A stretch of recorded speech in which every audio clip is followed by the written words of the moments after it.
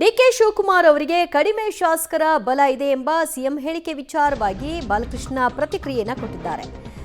ಸಿದ್ದರಾಮಯ್ಯನವರು ಶಾಸಕರ ಹೇಳಿಕೆಯನ್ನು ಕೊಟ್ಟಿದ್ದಕ್ಕೆ ಟಾಂಗ್ ಕೊಟ್ಟರು. ಇಲ್ಲಿ ಬಲಾಬಲ ಪ್ರಶ್ನೆಯೇ ಬರೋದಿಲ್ಲ, ಇಲ್ಲಿ ಹೈಕಮಾಂಡ್ ತೀರ್ಮಾನವೇ ಅಂತಿಮವಾಗುತ್ತೆ. ಸಿಎಂ 5 ವರ್ಷ ಇರ್ತಾರೋ 10 ವರ್ಷ ಇರ್ತಾರೋ ಅದು ನಮಗೆ ಗೊತ್ತಿಲ್ಲ. ಸಿದ್ದರಾಮಯ್ಯ ನಂತರದಲ್ಲಿ ಡಿಕೆ ಶಿವಕುಮಾರ್ಗೆ ಅವಕಾಶ ಕೊಡಬೇಕು ಅನ್ನೋದು ನಮ್ಮ ಬಯಕೆ. ಸಿಎಂಗೆ ಈಗ ಸ್ವಲ್ಪ ಜಾಸ್ತಿ ಶಾಸಕರ ಬಲ ಇರಬಹುದು, ಆದರೆ ನಂತರದ ಸ್ಥಾನ ನಮಗಿದೆ ಅಂತ ಬಾಲಕೃಷ್ಣ ಅವರು ಹೇಳಿಕೆಯನ್ನು ಕೊಟ್ಟಿದ್ದಾರೆ.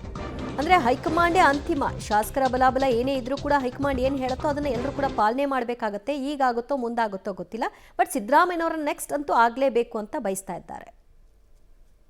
ಇಲ್ಲಿ ಬಲಾಬಲದ ಪ್ರಶ್ನೆ ಬರೋದಿಲ್ಲ. ಇದು ಕಾಂಗ್ರೆಸ್ ಪಕ್ಷ. ಇಲ್ಲಿ ಹೈಕಮಾಂಡ್ನ ತೀರ್ಪೇ ಅಂತಿಮ. ಬಟ್ ನಾವು ಸಿ ಎಮ್ ಅವರು 5 ವರ್ಷ ಇರ್ತಾರೋ ಇನ್ನು 10 ವರ್ಷ ಇರ್ತಾರೋ ಅದು ಪ್ರಶ್ನೆ ನಮಗೆ ಗೊತ್ತಿಲ್ಲ. ಆದರೆ ಸಿ ಎಮ್ ಅವರ ನಂತರ ನಮ್ಮ ಡಿ ಕೆ ಶಿವಕುಮಾರ್ ಅವರಿಗೆ ಕೊಡಬೇಕು ಅಂತಕ್ಕಂಥದ್ದು ನಮ್ಮ ಅಭಿಪ್ರಾಯ. ಅಂದರೆ ಸರ್ 5 ವರ್ಷ ಅವರೇ ಆಗ್ತೀನಿ ಅಂತ ಸಿ ಎಮ್ ಅವರೇ ಖುದ್ದು ಹೇಳಿರೋದ್ರಿಂದ ಹೈಕಮಾಂಡ್ ಅವ್ರಿಗೆ ಬೆಂಬಲ ಸಿಕ್ಕಿದೆಯಾ ಅಂತೇಳಿ ಅದನ್ನು ಅಷ್ಟೊಂದು ದೊಡ್ಡ ಮಟ್ಟಕ್ಕೆ ಮಾತಾಡ್ತಕ್ಕಂಥದ್ದು ನನಗೆ ಆ ಶಕ್ತಿ ಇಲ್ಲ. ಅದ್ರ ಬಗ್ಗೆ ನಾನು ಕಾಮೆಂಟ್ ಮಾಡ್ತಕ್ಕಂಥದ್ದು, ಹೇಳಿಕೆ ಕೊಡ್ತಕ್ಕಂಥದ್ದು ಶಕ್ತಿ ನನಗಿಲ್ಲ. ಅದನ್ನು ನಾನು ಹೇಳ್ತಕ್ಕಂಥದ್ದು ಸೂಕ್ತ ಅಲ್ಲ. ಎಲ್ರಿಗೂ ಎಲ್ಲರೂ ಬಲನೂ ಇರಲ್ಲ.